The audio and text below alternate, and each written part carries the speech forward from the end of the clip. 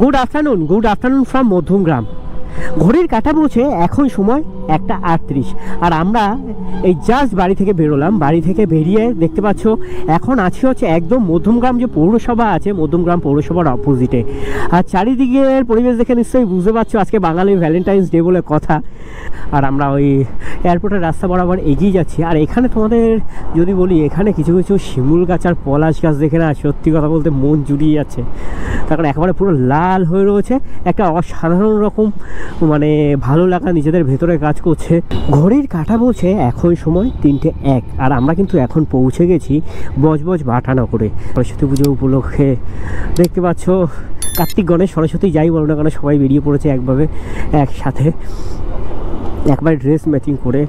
এই dress matching করা নিয়ে কথাটা বললাম, এবার হয়তো তোমরা আমাদেরকে বলবে। আর এই যে সামনে যেটা দেখা যাচ্ছে, সামনেই হচ্ছে একদম এই জায়গাটায় যেটা রয়েছে সেটা হচ্ছে তোমার বিশ্বের সবচেয়ে বড় সরস্বতী। তো চলো তোমাদের বিশ্বের সবচেয়ে বড় সরস্বতী মায়ের দর্শনটা করাই। আমরা এখন যে জায়গাটায় আছি এটা হচ্ছে বাটানগর নিউল্যান্ড গ্রাউন্ডের যে মোড়টা আছে মোড়টায়। তো চলো এখন আমরা আস্তে আস্তে প্রবেশ করব বাটানগর নিউল্যান্ড গ্রাউন্ডের ভেতরে।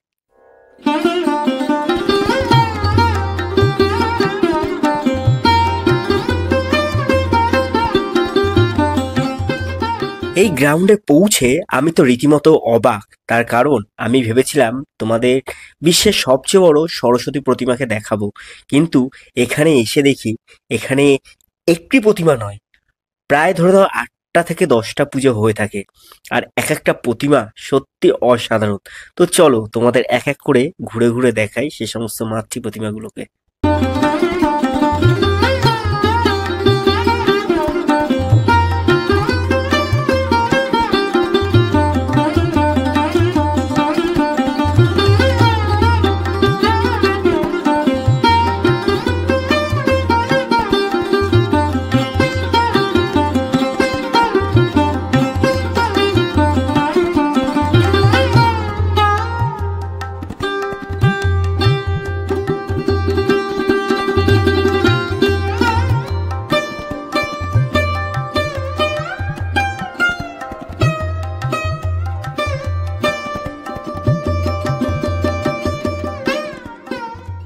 ফাইনালি বন্ধুরা বাইরে থেকে পুজো মণ্ডপটি ভালো করে দর্শন করে তারপর আমরা দাঁড়িয়ে গেলাম দেখতে পাচ্ছ এই লাইনটিতে।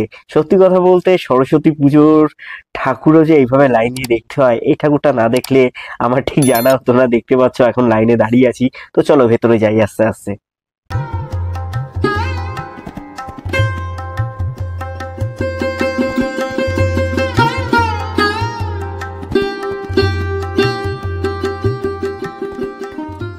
এরপর মাতৃপ্রতিমাকে প্রণাম জানিয়ে আমরা পেছনের এক্সিট দিয়ে বেরিয়ে পড়লাম। বেরিয়ে দেখতে পেলাম একটি মাঠ, এবং মাঠ বরাবর সোজা তাকাতেই দেখতে পেলাম মাঠের এক কোণে দুটো আরো প্যান্ডেল আছে। তো চলো আমরা গিয়ে দেখে আসি প্যান্ডেল দুটির মাতৃপ্রতিমাগুলি।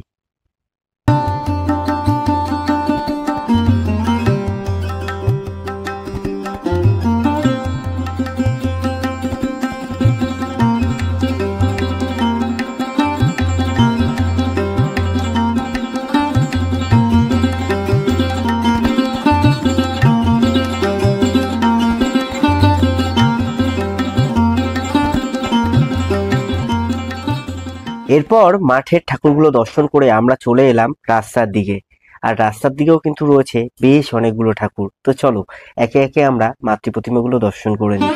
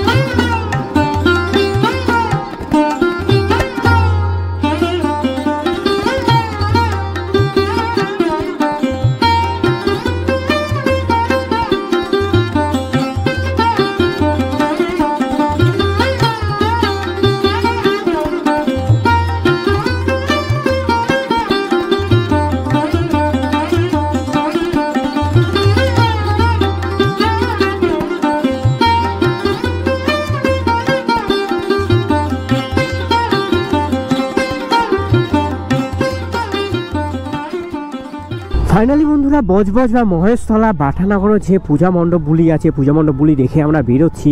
আর তোমাদের একটা জিনিস দেখাই, এই যে দেখতে পাচ্ছ গাড়ি বা বাইকের যে যানজটটা এখানে তৈরি হচ্ছে, এটা কিন্তু মহেশতলা বা বজবজ যে বাটানগর আছে, বাটানগরকে কেন্দ্র করেই এখানে তৈরি হয়েছে। অজস্র অজস্র দর্শনার্থী আসছে মাতৃ প্রতিমা দর্শন করতে। সত্যি মানে কি বলবো, দুর্গাপুজো কালী পুজোর পরে না এমন একটা জিনিস মানে এক মন মুগ্ধ করা একটা জিনিস হয়ে যায়। তো চলো আজকের মতো ব্লগটা এখানেই শেষ করছি। দেখা হচ্ছে পরবর্তী ব্লগে। ততক্ষণ ভালো থেকো, সুস্থ থেকো। আর আমাদের ব্লগটা ভালো লেগে থাকলে অবশ্যই লাইক কমেন্ট শেয়ার এবং সাবস্ক্রাইব করে পাশে থেকো। ততক্ষণের জন্য টাটা।